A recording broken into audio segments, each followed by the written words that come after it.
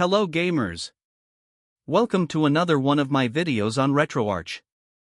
In this video, I will show you how to set the 4 turbo functions in RetroArch version 1.21.0 for controllers which has no physical turbo button. In this new version of RetroArch, we can now set the turbo setting under Turbo Fire. Thus we can ignore the turbo setting in RetroPad binds as in my previous video. There are 4 types of turbo settings in RetroArch: Classic, Classic Toggle, Single Button Toggle and Single Button Hold. I prefer Classic Toggle mode, as we can toggle any button to turbo on demand.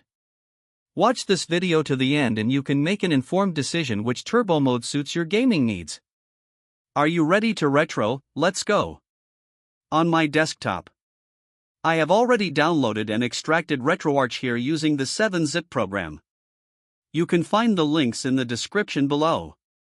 Also on my desktop is a Sega Mega Drive folder with 1 ROM in it for this demo. I have already set up RetroArch Core for the ROMs, video settings such as full screen mode, aspect ratio, etc. If you have not done so, do it before we proceed. Open RetroArch. From Settings, select Input, Turbo Fire, Turbo Bind. I prefer the R2 trigger button as my turbo bind. By default, the turbo mode is Classic. Now let's see it in action. In Classic mode, to activate turbo, press the R2 button and the gun or fire button simultaneously. Letting go both buttons will deactivate turbo. To get turbo back again, press the R2 button and gun or fire button again. This is Classic mode. To go back to RetroArch, press F1 and select Close Content. Now let's try my favorite turbo mode. Change the turbo mode to Classic Toggle as shown here. Let's play in this mode. In this mode, we can set any button to turbo on demand and it will remain in turbo all the way.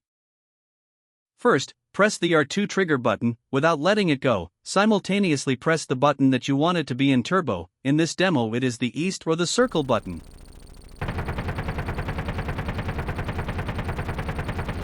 When we let go both buttons and press only the east or circle button, it is in turbo.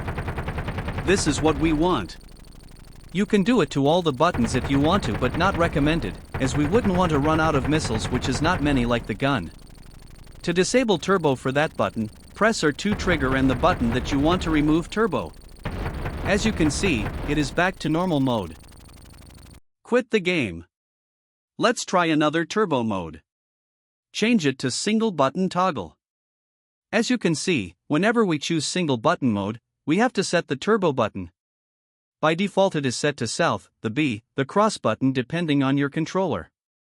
Since my in-game gun button is the circle or the east button, change this to the A button as shown here. The R2 or trigger button will spam whatever the A button is. For this demo, the A button is the gun button. Therefore, the R2 will also be the gun button but in turbo mode. Let's load the game again. As you can see, when we press the R2 button, it is in turbo. Even when we let it go, it keeps firing. When we press R2 again, it stops firing. That's what toggle means. It toggles on and off. While in this mode, the A, the east or the circle button will be in normal firing speed. This is Single Button Toggle. Not my favorite turbo. Finally, we are going to set turbo to Single Button Hold. This turbo mode is similar to the previous mode. The only difference is, we have to keep pressing R2.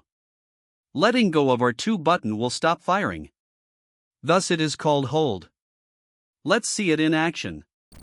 Press R2 and it will spam whatever the circle or the A button is. Let go of R2, it stops.